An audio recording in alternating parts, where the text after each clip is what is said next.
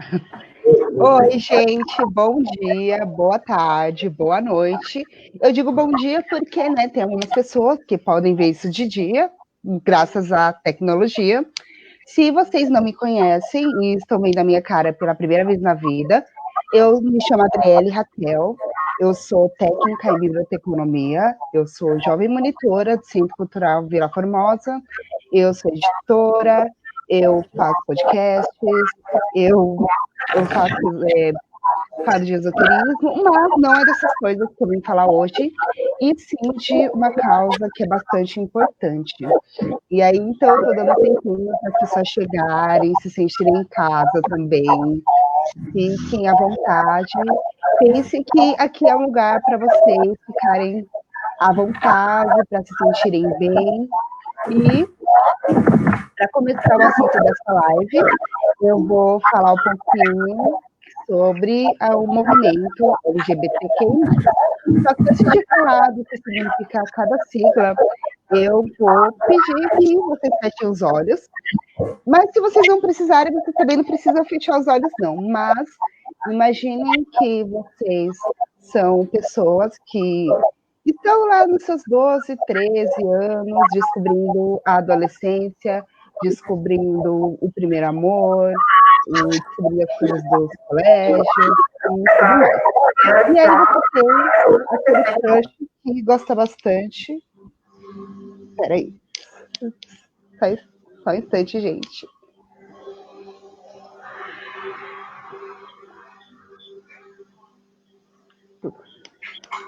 Desculpa, gente, essa é a primeira live, estou um pouquinho nervosa. Enfim, voltando a esta live. Então, eu voltando, pensem que vocês são adolescentes, nos primeiros passos da juventude, e que vocês têm crush na escola. Que seja aquele garoto bonito, aquela garota bonita, e aí você pensa, nossa, quero construir uma vida com ela, quero fazer coisas juntos, passear para os lugares, ir ao cinema, tomar sorvete, apresentar os pais, mas pensa, é legal você estar com essa pessoa, e seria muito bom se tudo isso fosse verdade, só que você não pode apresentar essa pessoa para os pais. E você também não pode dar a mão para ela em público, você não pode apresentar ela para os amigos, você não pode contar para essas pessoas que você gosta desse crush ou desse crush. E se você passar por essa rua, tem perigo de você ser morto, de você ser espancado, de você ser estuprado, de você passar por um monte de perigo só por você ser quem você é. E também, e você não conseguir um emprego porque gosta dessa pessoa, você não consegue ir para determinados lugares, para simplesmente, por exemplo, eu quero tomar uma cerveja na esquina. Também não dá, porque você não pode. E pode parecer uma história que eu inventei na minha cabeça, mas infelizmente é uma que aconteceu com um monte de pessoas LGBTQI+, até por volta de 1830, onde um advogado alemão começou a reivindicar esses direitos e disse, caramba, e por quê? Está muito errado essas coisas, sabe? Não tem por que as pessoas não amarem umas às outras. E, desde então, o movimento LGBTQI+, tem passado por muitas coisas também. E aí, eu trouxe aqui, e vocês devem se perguntar o que significam todas essas siglas. Então, vamos começar pelo L, que o L é de lésbicas, e as lésbicas, e temos uma representante, que é a Nenê, aliás, maravilhosa, e as lésbicas, elas são mulheres que se atraem sexualmente ou romanticamente por outras mulheres. Até aí, ok. E aí temos os gays. Os gays, que são mais conhecidos, na verdade, o movimento ele é mais conhecido pelos gays, mas ele não tem só os gays, que são homens que se relacionam afetivamente e sexualmente com outros homens. temos os bissexuais também, que, ao contrário do que muitas pessoas dizem, bissexualidade não é modinha, bissexualidade não é uma fase, bissexualidade não é uma coisa bonita para você postar no Instagram quando conveniente. E o que são as pessoas bissexuais? São as pessoas que podem se interessar tanto por homens quanto por mulheres. E temos lá, como sabemos, o movimento LGBT, e o T do movimento, ele pode se transferir não, desculpa, ele pode emitir, perdão, gente, ele se refere a travestis e transexuais. Os transexuais são pessoas que elas não se identificam com o gênero que elas nasceram. Por exemplo, eu posso ser um homem trans, que eu nasço com um pênis, mas eu não me identifico como homem, ou posso ser uma mulher trans, que é o contrário. Por favor, me corrijam se eu estiver errada. E além dos homens trans e mulheres trans, que são os trissexuais, nós temos a cultura queer. A cultura queer é tudo que não se encaixa nesse padrão hétero de gênero. Então, dentro do que tem vários tipos também. E além do queer, temos o I, que é o G3I, e é intersexual, que antigamente os intersexuais eram chamados de hermafrodita, mas esse é o nome muito pejorativo, e como o tempo avançou, agora chamamos eles de intersexuais justamente por eles terem duas sexualidades, e não poder ser definido como um gênero masculino e feminino. E aí vocês perguntam, como assim, Adriele? Às vezes essa pessoa ela pode nascer com útero e testículos, ela pode nascer com um pênis e útero, e é assim. Além dos intersexuais, tem o A, que é de assexual, que são pessoas que não têm interesse em se relacionar sexualmente com as outras. E o A também ele pode se referir aos aliados da causa. E aí você se pergunta também, quem pode ser os aliados da causa? Você pode ser um aliado, eu posso ser uma aliada, qualquer pessoa pode ser um aliado. Então, os aliados, eles são pessoas que apoiam a causa e que mostram respeito ao meio do mundo também. E aí tem o mais, porque, né, LGBTQIA+, e aí que entra no mais. Um mais entra tudo o que não se encaixou nas coisas anteriores. Heterossexualidade, porque, né, por exemplo, a pansexualidade, que são pessoas que se interessam por qualquer sexualidade. E aí tem que lembrar também que, quando a gente fala de movimento LGBT, também a gente não fala de homossexualismo e de homossexualidade, porque quando a gente usa o termo isso, coisas, ele remete a doenças, como, por exemplo, autismo, e aí isso é muito pejorativo. Então, agora a gente tem o termo homossexualidade. E aí, agora que eu falei do que significa cada sigla, eu tive uma formação teórica, porque, como eu falei para vocês, eu sou jovem produtora, e toda segunda-feira a gente tem as formações teóricas, a gente aprende sobre um tema importante da sociedade. E aí, nas formações, eu vi o documentário da Tabata, que é Os Olhos Finos do Tim Chefe, e eu tive o prazer de assistir esse filme. Eu achei fantástico. Está ouvindo? E foi daí que. Desculpa, gente. E foi daí que eu tive a ideia de chamar a Tabata e tudo mais. E só que, infelizmente, a Tabata não pôde vir, mas, felizmente, ela me falou do Mati, que dirigiu o filme com ela, que é uma pessoa maravilhosa.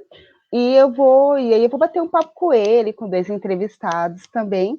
E aí agora eu vou chamar ele para fazer algumas perguntas, para ele se apresentar também, e falar um pouquinho de como é esse visual e como é que surgiu essa ideia. Então, Mati, por favor, apresente-se a todos. Oi, pessoal, boa noite. Obrigado pela essa introdução. É importante, eu sou o Roberto Mati, eu sou integrante do Lentes Periféricas.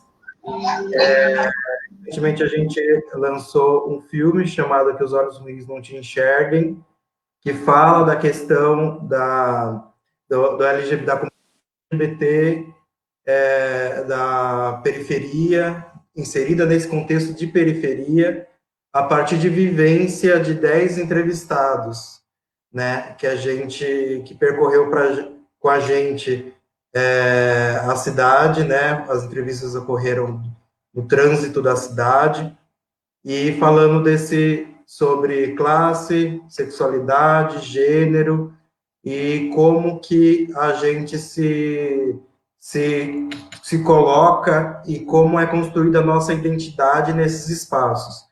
É importante ter esses espaços, que nem o de hoje, para, de forma didática, sempre a gente esclarecer essas dúvidas, como você falou, das siglas, né? Dessas siglas que representam pessoas e múltiplas vivências, né? Correção quanto à comunidade T, homem trans, ele é uma pessoa que nasce com designada no nascimento como mulher, né, órgão sexual feminino, e passa por um processo de transição, se identificando como homem. E o inverso, uma mulher trans, seria o inverso. Só para a gente seguir com esse esclarecimento. A gente começou esse projeto do Lentes Periféricas em 2013, rascunhando como falar de diversidade, inserir a cidade nessa discussão, né? Como se dá a construção dessas identidades na periferia de São Paulo e dentro do aspecto racial, né? A estrutura racial da nossa sociedade tem resquícios fortes do racismo, né?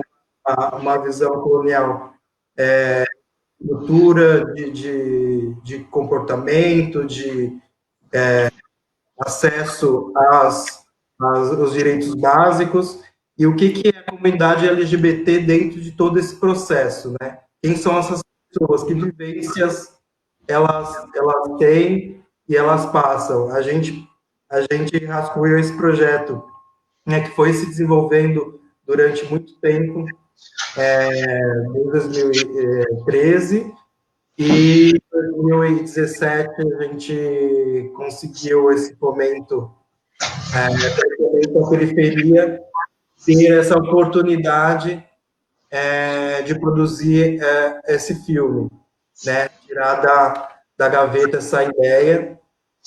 E, aliás, o Fomento à Periferia, uma lei que foi fruto de muita luta do movimento cultural periférico para ser aprovada e hoje beneficia vários grupos nesse processo de construção artística, de expressão cultural de vários grupos da periferia. Foi muito interessante esse processo do Lentes dentro dessa temática. O Lentes Periféricas não é um coletivo propriamente LGBT, é um coletivo que pauta diferentes realidades acerca da marginalização de grupos e de pessoas. Então, a gente já falou de diversos assuntos sobre moradia, sobre acesso à cultura e lazer, e a temática LGBT é uma temática sensível ao grupo, né, que é um grupo diverso na sua composição, e que foi muito interessante conversar desde o princípio da elaboração da pré-produção do filme com diferentes pessoas, né? A gente teve um processo bem rico de pré-produção, onde a gente se fez roda de conversa, se encontrou com grupos LGBTs, de fato, como o Coletivo Transformação,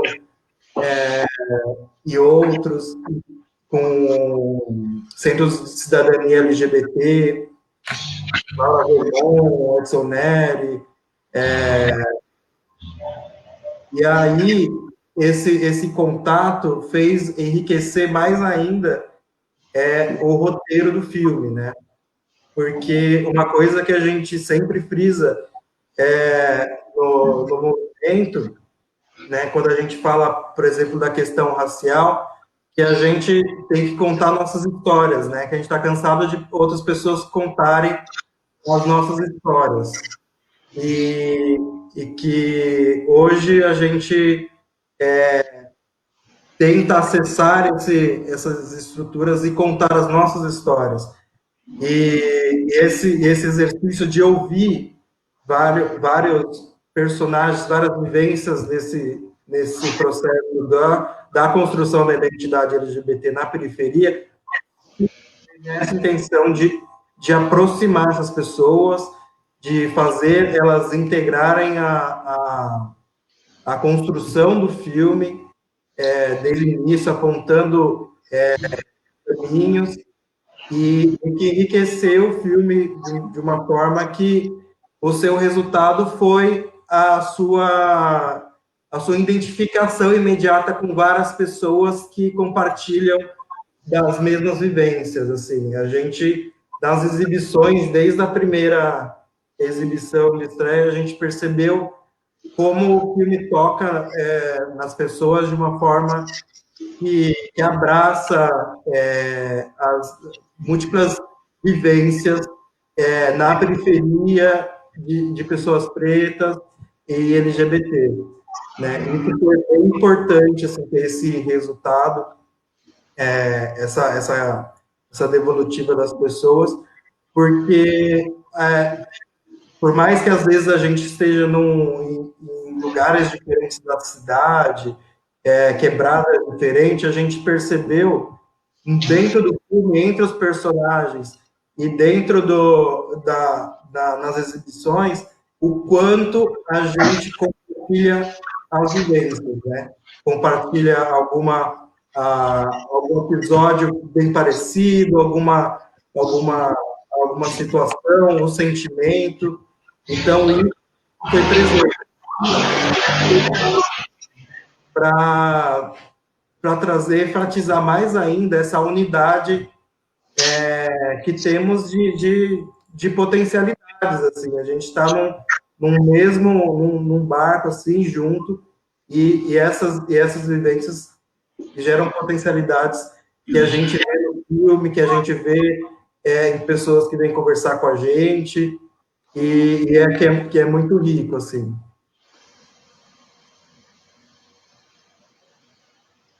E agora, né, falando em devolutiva, eu assisti o filme, né, como já disse, e quando assisti com a Tabata, que ela exibiu, e eram mais ou menos 29, 30 pessoas assistindo o filme, e assim, chegou no fim do filme, parecia que era de lavar a alma, sabe? Porque todo mundo estava muito feliz, vibrando bastante no fim do documentário.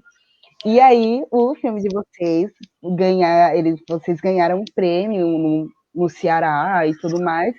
E aí eu gostaria de saber como é que foi para vocês a recepção de um filme, de um documentário produzido na periferia, e eu imagino que é bem tenso, assim, produzir audiovisual na periferia, e como foi essa recepção em outros estados e tudo mais, pessoas de outros lugares, saindo desse eixo sudeste?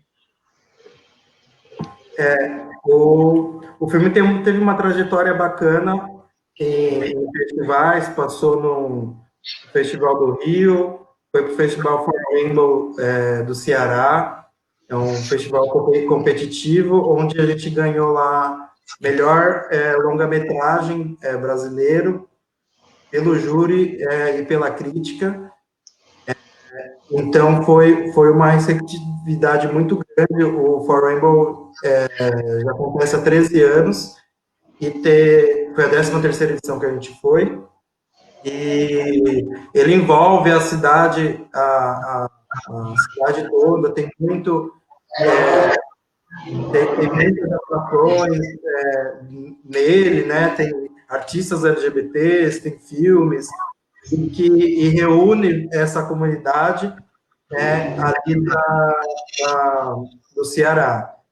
Então, isso foi uma grande notícia, a gente ser selecionado e conseguir ir para lá, né? Foi a Tabata e a Edi, foram para lá acompanhar, ficaram todos os dias lá assistindo as coisas do festival, todos os filmes e os shows lá, e o pessoal reagiu muito bem, assim, o pessoal gostou muito do filme, né, o público, e a gente ficou muito, muito feliz de ter chegado tão longe, assim, para várias pessoas, não ter ficado só nesse de São Paulo, né, desses lugares, assim, ter compartilhado com mais pessoas.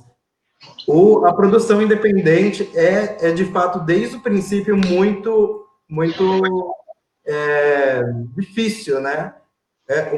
Nós somos um grupo independente sem recursos regulares de financiamento, né? A gente existe desde 2014,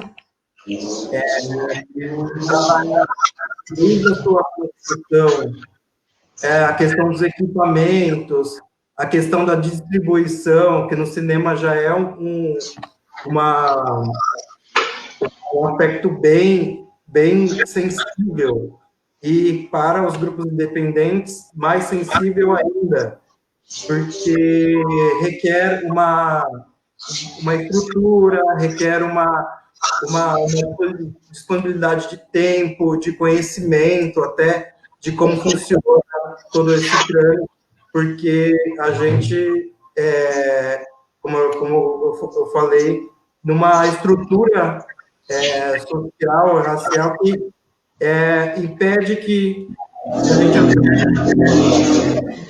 gente tem experiências aí no cinema nacional independente de diretoras pretas, por exemplo, que foram ser a segunda diretora preta a ser exibida no circuito comercial, né? Aconteceu recentemente, né?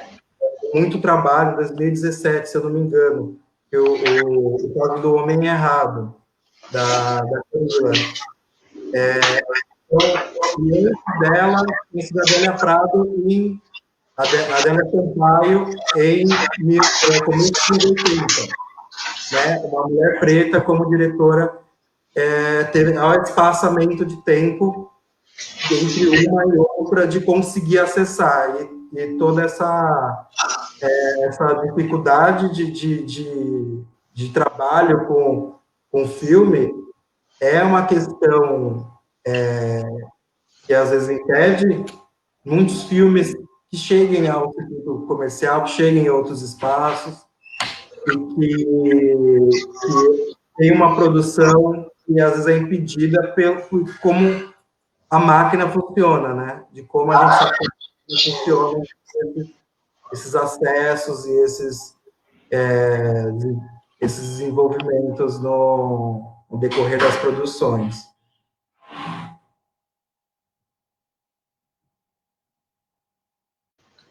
E uma outra pergunta que eu tenho também, o que vocês mais gostaram de fazer, assim, sobre documentário, sobre essa produção?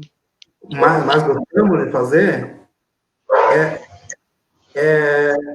Assim, foi um filme, assim, o projeto em si, né, porque o projeto não é só o filme, né, isso é uma coisa é interessante. O projeto chama Diversidade, né? Cidade, com C, e ele abarca não só o filme, mas também uma plataforma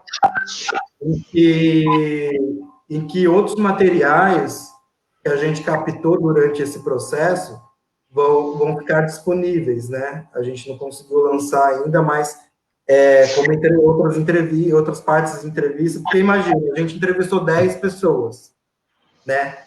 E a gente ficou com essas pessoas às vezes o dia inteiro, né? Acompanhando, né? Da casa da pessoa até um lugar que ela ia. Então, muita coisa boa foi falada, muita coisa importante, assim. E então a gente pensa em utilizar esse material escolhido nessa plataforma, além das outras ações que a gente teve durante a produção. A gente mini interativa que a gente levou para diferentes espaços para discutir a questão LGBT,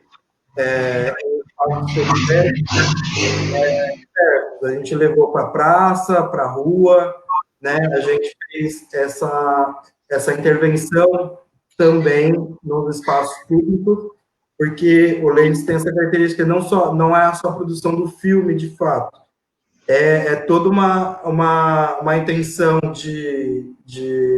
voltada para educação e formação de público e formação da discussão e o fomento da discussão do que a gente está se envolvendo ali. Então, a gente fez essas intervenções em espaços públicos, tem um registro de coisas bem bacanas, onde a pessoa entrava, a pessoa que estava passando, assim, na praça, na rua, entrava ali, a gente fez São Miguel, ia ali perto da estação, e aí a pessoa tinha um vídeo sobre o tema, né, e depois falava seu entendimento sobre aquilo, sobre sua vivência, e aí diferentes pessoas chegaram até a gente ali, né, que não faz parte dessa bolha que compreende essas questões, o que foi bem interessante esse contato. A gente também fez uma intervenção que está dentro do filme, que é da Satine, a drag queen que se monta ali, se você perceber no filme, tem uma drag que se monta, e ela estava se montando ali na praça forró, ali de São Miguel, na frente da estação de trem. Então, a gente montou ali uma mesa de cabeceira, espelho, e ela se montou ali do zero, se maquiou, colocou peruca e tal ali, e as pessoas, as crianças ali, observando, curiosas, pessoas que foram se aproximando e perguntando o que estava acontecendo, que era, assim, curiosas mesmo, assim, e que acharam bonito, foram receptivas com a ação, assim, a gente não teve nenhuma hostilidade nesse dia, por exemplo. Enfim, eu acho que todo esse contato com as pessoas, tanto as pessoas LGBTs que fizeram parte do filme e que ajudaram a gente nesse processo de construção do filme, e as pessoas que não têm esse conhecimento ou esse embasamento sobre essas questões, foi muito rico. Eu acho que esse contato com as pessoas foi o que, assim, eu posso dizer por mim que eu mais gostei, porque é a partir das pessoas, das vivências que a gente conta as histórias, né? E troca, né? Faz essa troca mais orgânica, assim. E tanto por filme quanto para a própria construção do coletivo, isso é muito rico. Foi muito rico, né? E eu acho que foi o ponto, assim, que o filme proporcionou, que foi bem bacana. E falando em vivências, aliás, muito obrigada pelas respostas, acho que foi super esclareceu. E falando em vivências, o Bati e eu, nós chamamos dois convidados, que são o Gabriel e a Nenê, que eles são dois entrevistados do filme, que eu gostei muito da entrevista de todos, a de vocês também, e aí eu queria perguntar para vocês, né, como é que surgiu esse convite para esse documentário e tudo mais. Um de cada vez, não se preocupe. Aí se quiser começar, Gabriel, sem problemas. Sim. Tudo bem, vamos lá. Tudo bem, gente? Boa noite. O convite do filme aconteceu de maneira bem inusitada. Eu fiquei até surpreso. Eu já conhecia o coletivo antes, já estava meio que acompanhando todo o processo, né, de produção, de estudo e de pesquisa do filme, né, dentro aí do Fomento e tal. Até mesmo porque eu trabalhava com... O Roberto trabalhava comigo, a gente trabalhava na mesma instituição social. E aí fui acompanhando ali nos bastidores, né? Um personagem aqui, uma outra pessoa ali, né? Vendo toda essa galera que estava sendo escolhida, né? Porque a gente também sabe da dificuldade, né? Dos nossos corpos LGBTQI+, serem expostos dessa forma, né? Então a gente tem o medo, é o receio e a vergonha. Então às vezes a gente passa por tantas situações de agressão, né, dentro da nossa sociedade, que a gente começa a se blindar de todas as formas. E aí, no meio de um dia lindo, maravilhoso qualquer, né, ele anunciou que o coletivo estava me convidando para ser um dos personagens, né? Aí eu falei, poxa, tudo bem, eu aceito com todo prazer, né? Foi uma honra muito grande fazer parte, né? Ser um dos corpos pretos aí da nossa periferia imensa de São Paulo a participar desse filme. E assim, claro, também me veio todos esses sentimentos, né? E como que vai ser, o que eu tenho que falar, né? Porque como que vai ser tudo isso? E aí, quando foi desenrolando, assim, a gente viu que era aquilo. É o que você é aquilo que você viveu, são as consequências daquilo que você viveu e o que trouxe para você hoje. Então, assim, nada mais do que era da gente poder contar para todo mundo aquilo que muitas vezes estava ali guardado dentro de uma caixinha ou preso, e que a gente tinha aquela vontade de gritar para o mundo inteiro e falar, ó, esse é o nosso rolê, essa é a nossa vivência, é isso que a gente passou, né? Hoje a gente está aqui com um sorriso na cara, mas a gente guardou muitas lágrimas, muitas dores aí em toda a nossa vivência enquanto um corpo LGBTQI preto da perifa.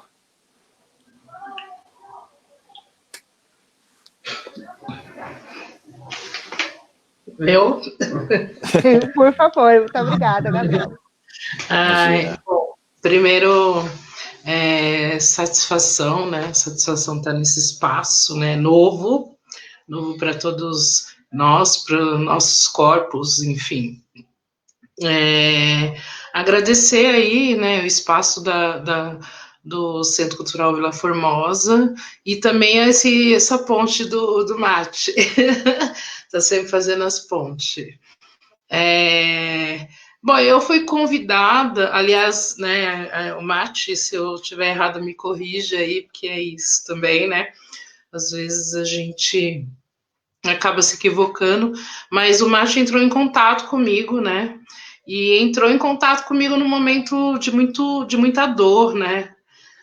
Muito pesado. Eu sofri uma violência, enfim, no ano de 2018, né? Final de 2018 para 2019, fui exposta e eu estava num processo muito louco, assim, que era um processo de conseguir reagir a essa violência, né, de uma forma que não usasse as mesmas armas do opressor que usa com os nossos corpos todos os dias, né, a gente sabe muito bem como o opressor age, né, e o Mati entrou em contato comigo, foi bem complicado, né, a gente trocar essa ideia, eu estava nesse processo de tentar reagir, E aí me aproveitando desse lugar, que é um lugar para mim que é surreal, né? Que é um lugar de muito mistério, que é essa tecnologia, essa modernidade, esse acesso que diz que é para todos, mas porém a gente sabe, entretanto, que não, né? Que são várias dificuldades, né? Várias dificuldades de saberes e dessa evolução muito rápida, imediata, né? E aí ele entra em contato comigo e eu confesso que nesse momento que o Mate, eu fui oportunista, né? Apesar de não conhecer esse ambiente, né, são esse rolê do audiovisual, de redes sociais, mas era um lugar que eu seria ouvida, né? Eu tenho que agradecer muito ao audiovisual, porque é um rolê muito louco, assim, o audiovisual a gente se faz por várias formas, né? Nem sempre essa de imediato, como a gente está hoje, né? Uma coisa que para mim é muito nova, acho que para todos, né? É muito nova, é muito impessoal, né? A gente é o povo do abraço, do chamego, né? Do olho no olho, de trocar ideia na bolinha do olho. E aí o Mate, quando ele fala comigo, imediatamente eu contei minha história, não sei se ele lembra, né? Foi uma história difícil de ser contada, porque estava num momento de dor muito grande. E foi difícil, e eu acho que para ele também foi muito difícil de ter ouvido naquele momento. E no momento assim que eu estava me agarrando a qualquer contato, né? Qualquer pessoa que me chamasse naquele momento, eu queria contar minha história e queria também que essa pessoa tomasse para si minha luta, né? E aí foi assim, foi um susto, né, Mate? Um susto de muito. Ele foi muito cuidadoso comigo, muito delicado. Mas eu aproveitei a oportunidade, sabe, de ter um rolê desse, né, em contato comigo. A gente não conseguiu, né? A gente não conseguiu fazer o que a gente tinha combinado, mas foi muito importante, assim, eles estarem na minha vida nesse momento. E aí, assim, eu tenho muita gratidão, porque eles me deram voz, né? Esse lugar que a gente quer tanto acessar, né? Porque não é só dar voz, né? Nossa, esse lugar de fala, ele é uma linha muito tênue, né? Porque o lugar de fala, ele tá para além de só me escutar, sabe? Mas aí eles me deram acesso. E aí foi isso. Foi bem. A gente que agradece, na verdade, Nenê. Essa proximidade foi bem no momento que você estava fragilizada e a gente sentiu isso, assim, eu pessoalmente senti, e foi. E eu não poderia não fazer diferente a não ser saber, entender, ouvir e aí, sim, compartilhar a melhor forma possível para a gente se fortalecer de alguma forma, né? Sim. E agradece você abrir, a gente está na sua casa, né, conhecer a vida, a Aline, sua história, e isso que foi muito rico, assim, ter você naquele momento e ter um carinho imenso, assim, por você, pela sua história, pelo que você representa, né, pela sua luta. É uma luta assim que a gente quis colocar no filme toda a sua a dimensão, a grandiosidade que é Nenê Surreal. Para a arte, para São Paulo, e eu acho que espero que a gente tenha alcançado assim e representar você dessa forma, porque é uma potência mesmo que fiquei muito feliz de ter chegado perto, assim. Que ótimo. Gabriel, eu queria te fazer uma pergunta, que eu vi a sua... Claro, né, assisti o filme, então eu vi a sua entrevista, eu achei ela muito bacana, fiquei muito surpresa em saber que você mora na Yocuné. Gente, assim, para quem não conhece Yocuné, eu não sei se você mora, né? Moro sim. Então, ai, que bom, não sei errado. É isso assim, para quem não conhece a Yocuné, é um bairro aqui da Zona Oeste de São Paulo, e ela fica do lado de Arthur Alvim, que é onde eu moro. Ai, E aí eu acho muito do lado, então eu fico muito feliz, assim, e saber que tem alguém tão próximo de casa, tão perto, assim, que é tão ativo no movimento e tudo mais. E aí, eu lembrei de uma frase que sua mãe disse, que sua mãe disse que se a mãe tacar pedras no filho, quando ele for para a rua, as pessoas vão tacar pedras nele, ou alguma coisa do tipo. E aí fico isso na cabeça e eu queria te perguntar, e perguntar até para vocês dois também, Nenê e Mati, que qual é a importância da família em acolher uma pessoa LGBTQI+, o que um familiar pode fazer para que essa pessoa se sinta melhor, assim. Seria uma opinião muito bacana como pedagogo também. Praticamente o que eu vivo todos os dias, né? O trabalho com a família, né? Dentro da sociedade, né? Seja a pessoa LGBTQI+, ou não. E assim, eu lembro da minha mãe quando eu me assumi, eu tinha... Foi esses dias, eu tinha 18 anos. E aí foi bem, no começo foi bem barra, assim, né? Não tem como falar que foi um mar de rosas, porque infelizmente isso não são todos que conseguem viver esse momento de se assumir homossexual e tá tudo certo, tá tudo lindo e maravilhoso, né? Eu tiro o chapéu para as famílias que já conseguem lidar com isso assim numa boa. Mas foi bem complicado, e aí na época, hoje eu entendo que a grande preocupação da minha mãe era, sim, o meu corpo ser violentado de todas as formas possíveis na rua. Então esse era o grande medo dela. Então, era o medo de se expor, era o medo de chamar atenção, era o medo de alguém ver que você é diferente, de você, sabe, de qualquer coisa que saísse daquele padrão e que você, né, era um momento de evitar até mesmo para você se preservar a sua vida, preservar a sua saúde, preservar o seu corpo, né? Então, fala, você já é uma pessoa preta, então você já vai sofrer por isso. E ser uma pessoa preta, uma bicha preta, piorou. Então, hoje eu consigo entender que esse era o grande pânico dela. Então, tanto para quando se eu fosse sair para algum rolê, se eu fosse me envolver afetivamente com alguém. Então, assim, esses medos sempre permeavam muito. E aí, aos poucos, a gente foi conseguindo se entender, se respeitar, e aí ela foi vendo que realmente eu ser uma pessoa LGBT não me fazia, não era o que uma sociedade padrão mostrava para ela. Né? Então, ela também passou por esse processo de desconstrução que foi muito importante para ela entender o que é ser uma pessoa LGBTQI. Né? Então isso foi o que fez a diferença para a gente conseguir se alinhar e se acertar e as coisas caminharem. E aí, falando sobre a importância da família, a gente sabe muito bem o quanto a nossa família é importante na questão do apoio, justamente para a gente não procurar esse apoio na rua, e esse apoio muitas vezes não é o apoio que a gente precisa. Né? Então o apoio ele vem de todas as formas, ele pode vir como uma forma até de sedução. Então a gente já está no momento de fragilidade e de deficiência de sentimentos, né? Então a gente agarra aquilo que nos é ofertado, né? E essa oferta muitas vezes ela pode estar ali escondendo algo que vai nos agredir futuramente, né?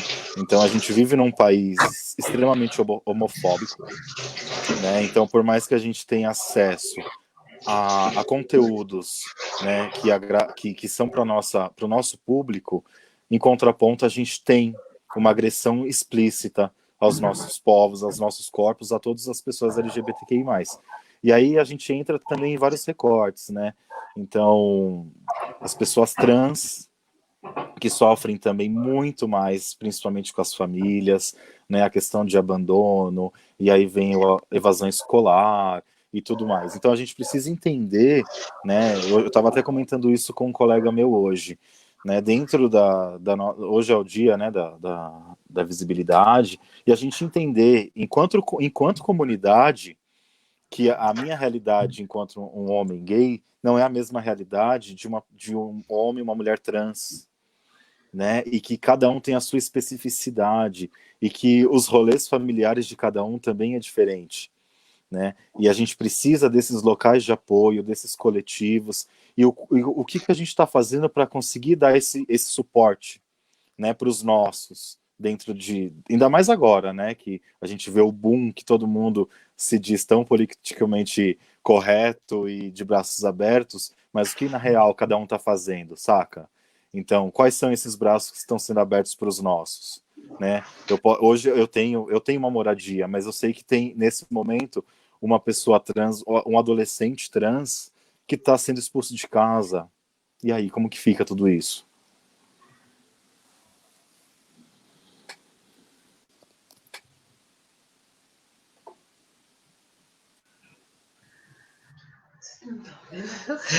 Né? Que tem silêncio agora, né? Realmente. Não, tô reverberando tudo isso, Gabriel. Que foda, sua mãe, já sou fã dela. Fanzona, assim,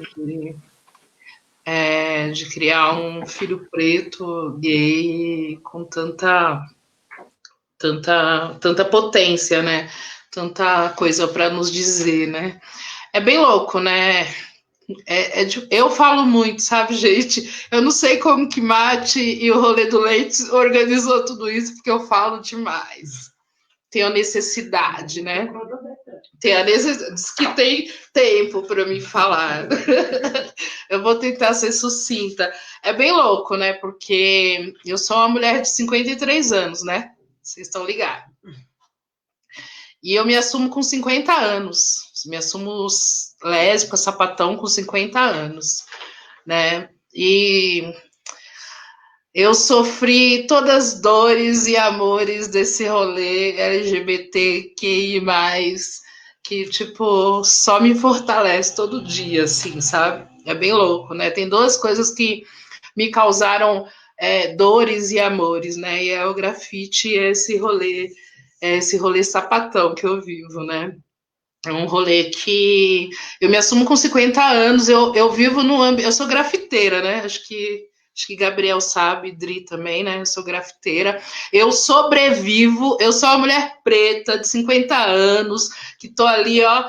Não tem como não falar meu nome, saca? Não tem como esse povo não citar meu nome. Eu sou uma das mulheres mais velhas, preta, retinta, gorda, sapatão, de pau a pau, que esses caras pleiba tudo do grafite. Grafite é um rolê branco, um rolê que não é para nós. Toda hora falavam para mim, não é para você, não é para você, não é para você. Então, assim, eu sou uma mulher que contraria os contrariados, né? Eu contrario a estatística, esse rolê que meu primo que fala que eu não posso viver de arte. E aí eu quebro tudo isso e vou viver de grafite. Hoje eu sobrevivo às contas, as moedas que eu tô ganhando na pandemia é por conta do grafite. É por conta do movimento cultura hip hop, tá ligado? Um rolê que também me oprime e também me traz, me salva minha filha, né? Que hoje eu tenho 3 netos, eu tenho uma filha de 35 anos, né? Então, assim, dá para mais ou menos entender a minha história dentro desse rolê todo. Então, assim, eu contrario tudo isso e me assumo sapatão num relacionamento hétero, me assumo sapatão com homem dentro da minha casa, com 50 anos, saca? Então, Gabriel, quando você fala isso, me dá um alento, assim, me dá uma calmaria, saca? De falar que sua mulher é uma mulher muito foda, saca? Porque, assim, hoje a minha realidade, Mate, não mudou, viu? Eu moro na mesma rua há mais de 40 anos, do lado da minha família, que é um terreno grande, e que a família vai se dividindo e dá para mim, dá para... Tem um irmão, né?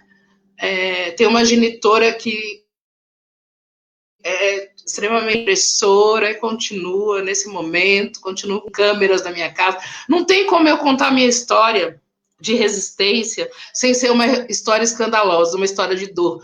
Não tem como eu falar que eu cheguei até aqui no grafite, né? Para quem conhece, quem não conhece, procura saber. Bota lá assim, ó, mulheres grafiteiras no Google. Depois coloca mulheres negras grafiteiras e vocês vão entender o que eu tô falando, saca? Eu só chego aqui por conta de não aceitar mais as violências, as opressões, por conta de não aceitar mais sentir dor, porque eu quero fazer algo que está fora de todo esse rolê patriarcal, racista, xenofóbico que a gente conhece, né? Não tem como. Eu me apeguei à dor para poder chegar onde eu tô hoje, saca? Então, assim, é muito louco, assim, falar da minha história. A minha história, ela tá muito alinhada à minha dor. Eu só chego até aqui e consigo falar hoje, eu sou uma mulher preta, periférica, sapatão e grafiteira. Eu só consigo afirmar isso porque eu me incomodo, porque eu não aceito a dor.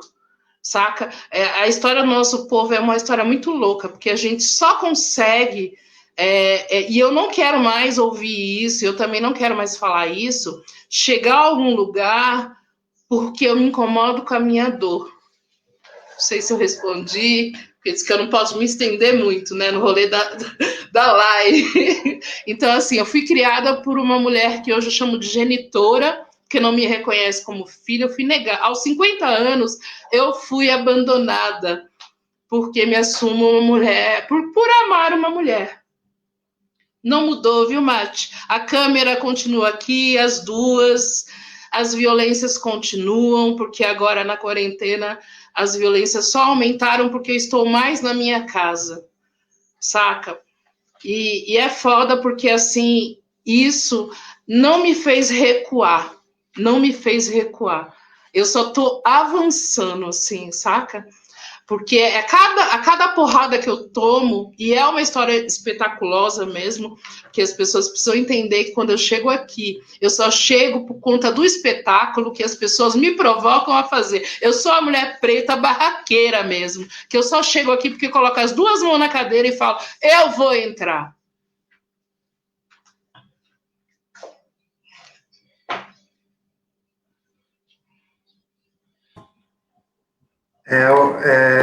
Sempre muito bom te ouvir vocês, assim. Não é por acaso que eu gosto tanto de conversar com as pessoas, de fazer filme, de contar histórias, porque sinto nas minhas relações, em todos os meus trabalhos, enfim, as potências que a gente tem pretas nas periferias, histórias de dor, de luta, que eu só agradeço por compartilhar assim, esses momentos. A gente que agradece. Fortalecer. Eu acho que eu sou muito mais de ouvir, assim, se eu entrevisto as pessoas, do que falar de mim. Pouco falo de mim, assim. Mas me assumi ali, me declarei foi em 2008, tinha 22 anos, assim. Morava na Coab Teotônio Vilela, um ambiente totalmente normativo e não tinha referências de comunidade, não chegava até ali. De luta, de histórias, eram pessoas totalmente realizadas, né? O que a gente tinha acesso era o que a gente via na TV, né? E a gente sabe como eles representam nossos corpos, nossas e toda essa questão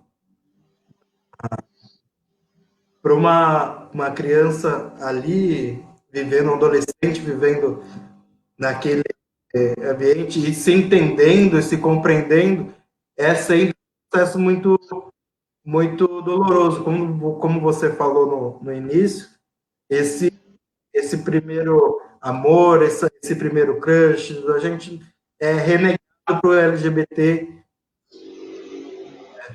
ser quem se é, expressar o seu amor, seu sentimento, seu afeto. Então, a opressão vai ensinando a reprimir cada vez mais. E esse movimento de emoção tem consequências na nosso emocional, na nosso desempenho, nossa luta, enfim, nosso psicológico. E cada LGBT assim tem o seu família, sua vivência, e às vezes precisa ser fortalecido de alguma maneira. É importante que sempre existam essa rede de apoio assim que a gente vai construindo durante os anos, né? Porque a Nenê falou do rolê sapatão, das bandas se juntarem, né, ter essa rede de apoio é muito importante, assim, e a gente, às vezes, busca realmente ficar são, né, com esses apoios externos, né, a gente vai construindo a nossa família, que acho que é uma característica da comunidade LGBT, da maioria, né, construir essa família, essa rede de apoio fora da família, da nossa família de sangue, né, vamos dizer assim. E a gente se acostuma a fazer isso desde cedo, né? A criar como sobrevivência, como uma estratégia de sobrevivência mesmo. E o rolê com a minha família, assim, foi pesado no início, como de muitos, e, e, mas eu sempre tive depois de ter uma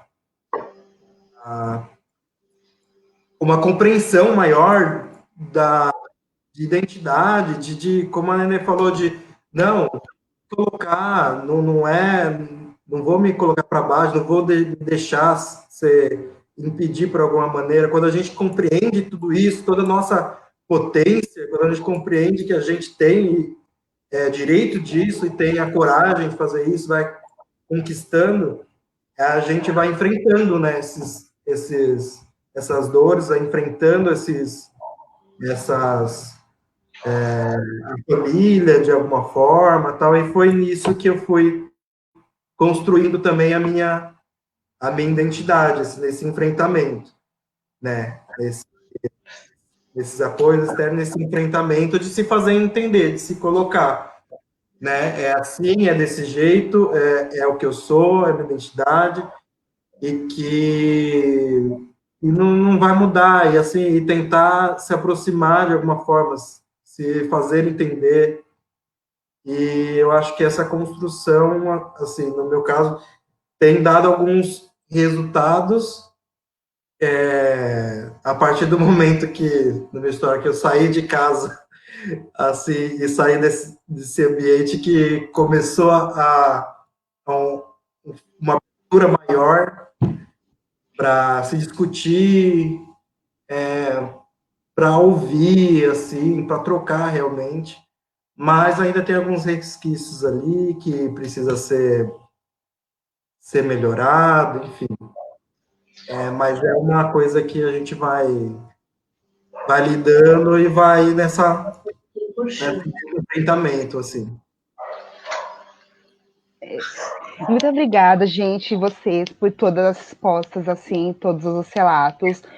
Eu sou uma pessoa heterossexual, então, para mim, eu fico, assim, muito feliz de saber que a cada ano mais tem pessoas que podem se assumir, que podem lutar pelo amor. Claro que a gente não está no mundo ideal, tipo, está muito longe de estar, ainda mais em tempos como esses, mas, assim, eu também acho que a visibilidade é bastante importante, sabe? É muito importante a gente ter conversas, conversar com os amigos, conversar com a família, conversar com os vizinhos, porque às vezes não é porque a pessoa, às vezes nem é porque a pessoa é homofóbica, mas porque ela não tem conhecimento mesmo, que conhecimento é poder e conhecimento é tudo. Eu tenho uma pergunta para a Nenê, garanto que é a última pergunta, que a gente já estava passando um pouquinho do horário. Sério? Eu postei nos comentários. Nossa, já são 8 horas já. Acredita, passa tão rápido, né? O papo tá tão bom que passou bem rápido. Sim, que quando o papo é bom, vai mesmo. E aí eu postei aqui nos comentários que no ano passado a gente teve uma mostra Artivista Feminista lá no Centro Cultural da Vila Formosa, quando era presencial, né? Porque com essa pandemia, essa live está acontecendo.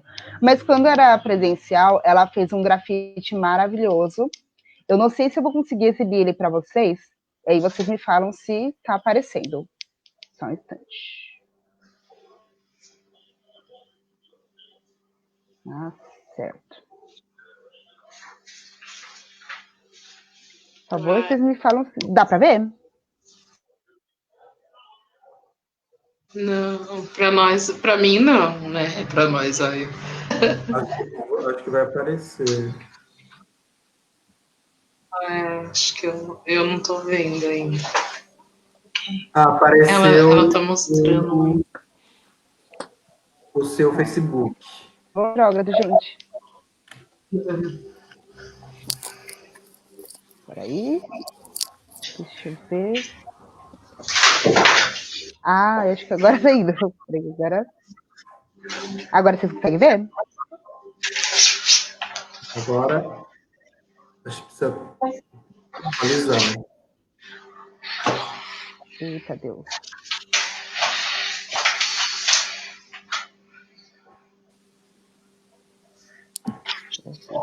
Vamos, meu filho, não é para atualizar, não.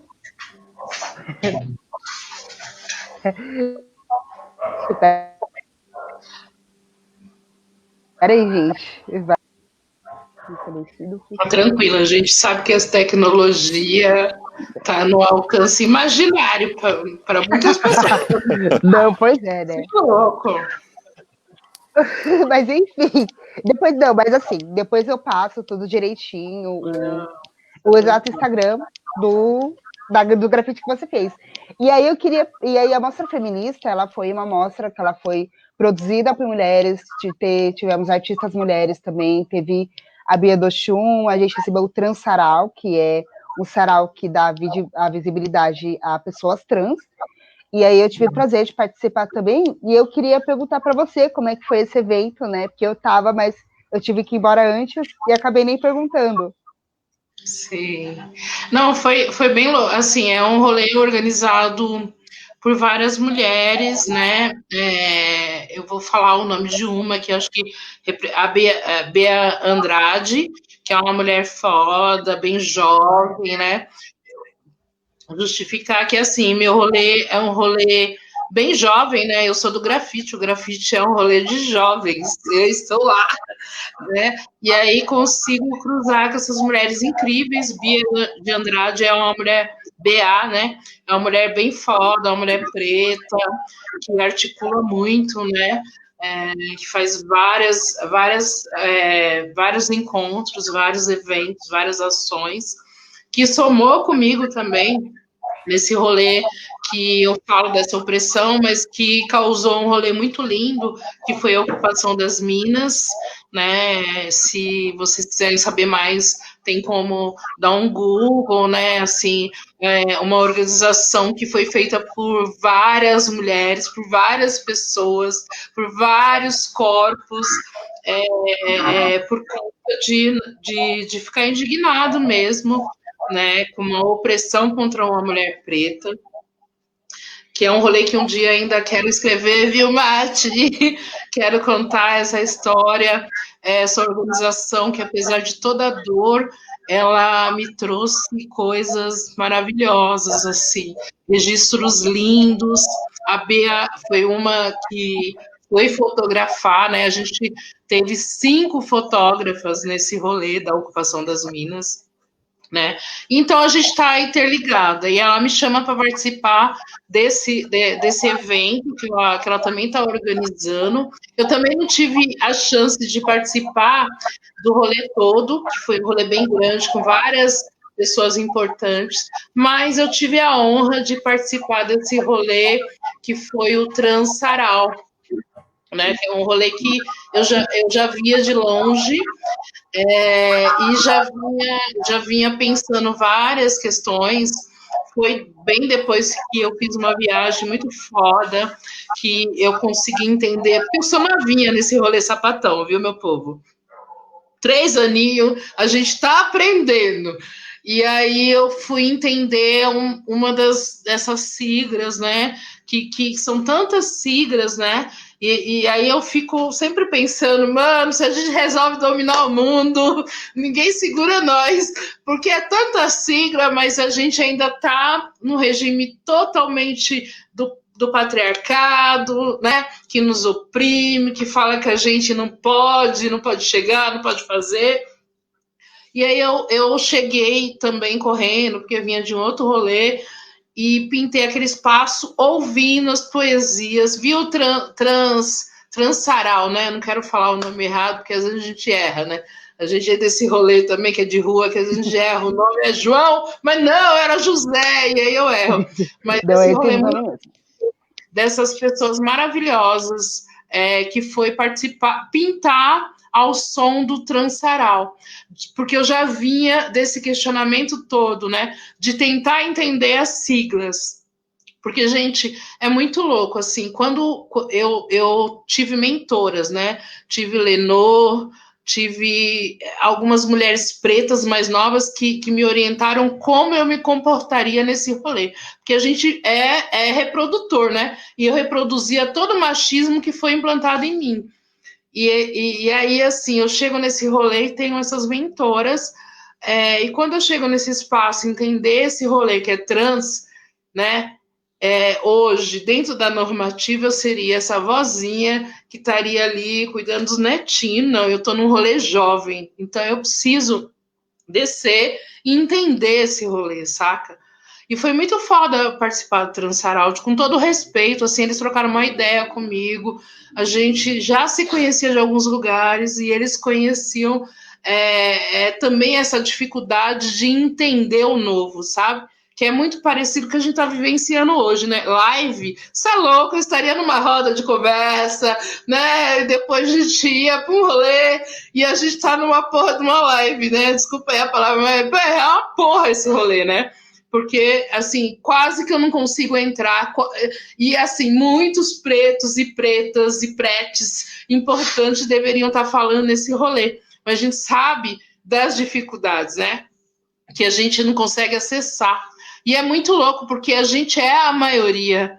E por que a gente não está dominando esse rolê ainda, né? Então, assim, a minha pergunta foi de ver aquele rolê tão lindo. Eu pintei, assim, foi muito rápido a minha passagem, porque eu pintei muito rápido, tive que pintar rápido, mas foi de tanta energia, trocando com essas pessoas, que hoje eu não consigo lembrar o nome, mas que foi tão louco, assim. Dri, a gente trocou ideia.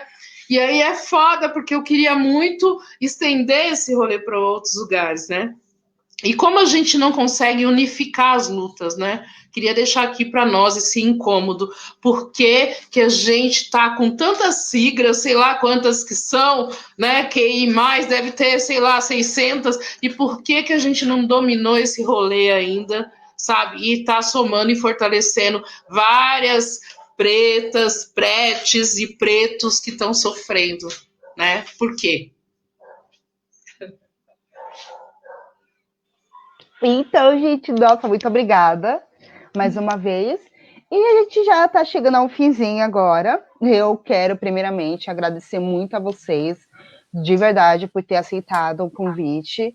Eu quero agradecer a Tabata também, que não está no momento, mas ela foi essencial para que essa live acontecesse hoje. Eu quero agradecer também a todo mundo que entrou, todo mundo que comentou, que curtiu. Obrigada ao Thales, que chegou um pouquinho atrasado, mas ele também chegou.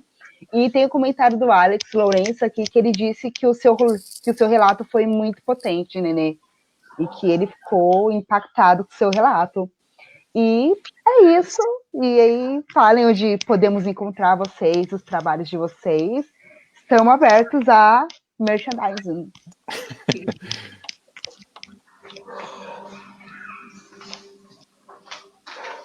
Bem, falando do filme, ele tá. Quem ficou interessado quem gostou das falas da Nenê, do Gabriel, da história do filme, pode acessar ele numa plataforma chamada LGBT Flix, né? É gratuito, só entrar lá no site do Vote LGBT e vai lá jogar lá LGBT Flix, você consegue acessar o filme ali. O nome é Que os Olhos Ruins Não Te Enxerguem. E você assiste também na Mix Brasil Play, que é a plataforma de streaming do Festival Mix Brasil, que a gente também passou aqui em São Paulo, ano passado. E aí eles reuniram os filmes nessa plataforma.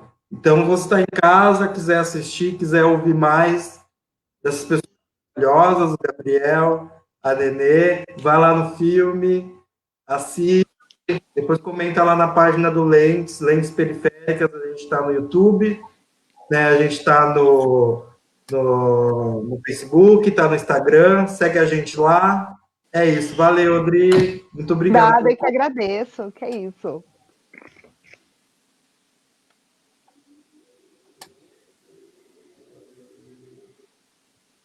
E Gabriel, pode fazer o jabá.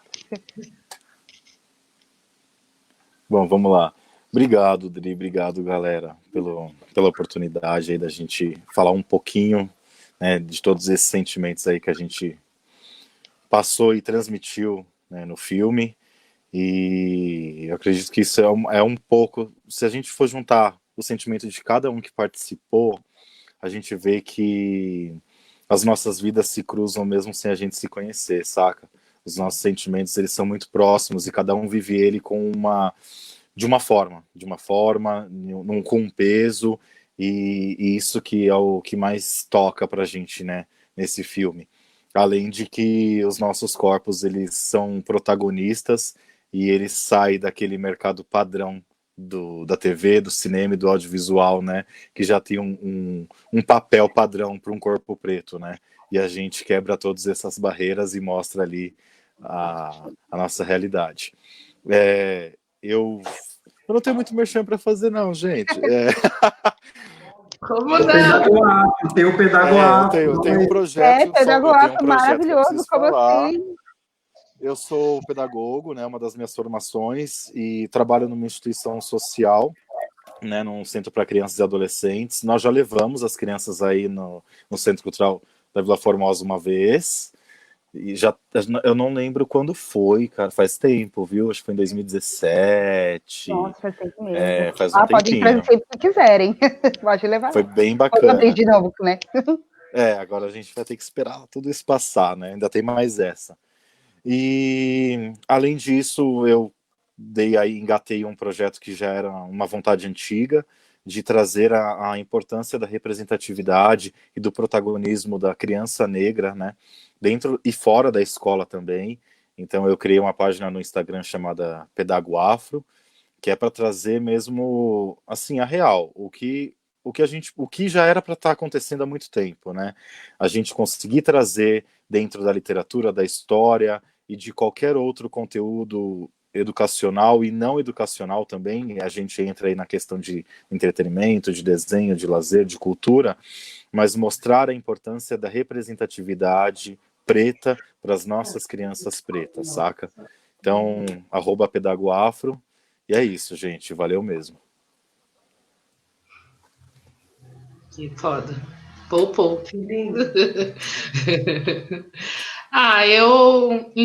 Eu sou uma sobrevivente do grafite, né? Uma mulher preta, incomodada, que entendo que não é porque eu cheguei até aqui com muitas dores que outras mulheres, que outras crianças pretas precisam. Então, minha obrigação aqui é deixar essa porta escancarada. E aí é poucas, porque eu cobro o rolê branco mesmo, né? Chamo na bolinha do olho, que é assim, né? A gente foi criado assim. Apesar de vir da academia, não sou academia, meu papo é rua, meu papo é reto. me coloco sim, me coloco em risco não, porque a gente é povo preto, né? A gente tá em risco só de querer sair do portão para fora, né? A gente vai ser alvo sempre, mas chamo aqui para a responsa sim, todo mundo, assim, as coletivas, os coletivos, acho que a gente precisa pensar uma coisa de unidade, que apesar de vários recortes, né, a nossa luta é única, por simplesmente ocupar os espaços que já são nossos, né, então, assim, chamo para a responsa, assim, essa militância toda de pensar e trabalhar ego, sim, porque a gente tá, não é por nós não, porque eu tô tendo aqui dentro do não privilégio, o privilégio de poder falar, né, de ser ouvida por poucas, mas de pessoas que vão multiplicar sim. Então, assim, chamo para a responsabilidade, porque, assim, nosso espaço está dado, com todas as dores, mas está dado. Então, a nossa obrigação aqui é deixar a porta escancarada para as pretinhas e para os pretinhos que vão chegar. E eles vão chegar, porque é isso, é poucas. Satisfação de estar com vocês. Ó. Não estou ouvindo. Não estou ouvindo eles. É que ele tá falando. Não estou te ouvindo. Não vai ouvir com o microfone desligado. Né? Então, gente, para encerrar essa live, eu quero convidar todos vocês a acompanhar a nossa página do Centro Cultural Vila Formosa, né? Que a nossa página do Facebook é Centro Cultural Vila Formosa, que é esta aqui onde vocês veem essa live. Mas, além da página do Facebook, a gente tem o nosso Instagram também, que é o CC Vila Formosa. E aí, tanto no Facebook quanto no Instagram, a gente tem bastante conteúdo, tem dicas de filmes, de livros, de podcasts, a gente posta informes da Secretaria de Cultura, às vezes a gente posta sobre abertura de editais, sobre abertura de projetos também, que eu acho bem importante para quem é do rolê da cultura. E vocês podem mandar sugestões também do que vocês querem ver aqui no Centro Cultural, que tipo de pautas, comentem pra gente também se vocês gostaram, se vocês curtiram. E, para finalizar, temos mais agradecimentos, que eu quero agradecer muito às meninas que trabalham comigo, que sem elas nada seria possível. Primeiramente a Camila, que me deu um help demais com a questão da live, celulares e tudo mais, com essa questão de tecnologia. E apoio o trabalho dela, que ela é responsável pela comunicação do Centro Cultural, então aquelas postagens maravilhosas são coisas dela. Agradeço a Catarina também, a Raquel, que sempre me apoiam, assim, em todas as decisões que eu tomo. E eu quero agradecer a Morise também, que é coordenadora de espaço, e que ela possibilitou, e que ela sempre me ajuda nessas ideias doidas, e agradeço muito por acreditar em mim. E é com isso que eu convido vocês a curtirem as nossas páginas, continuarem nos acompanhando, que não é porque, né, vamos deitar, jovens monitores, vamos deitar de férias, que o Centro Cultural irá. Então é isso, gente. Orgulhem-se de ser o que são, de serem quem são, e um beijo para todos vocês, e muito obrigada. Valeu. Beijo, obrigado, gente. Obrigadão, gente. Agradecida, gente. Adorei, amei. Valeu mesmo. Que bom. Tchau, tchau, gente. Tchau. Tchau.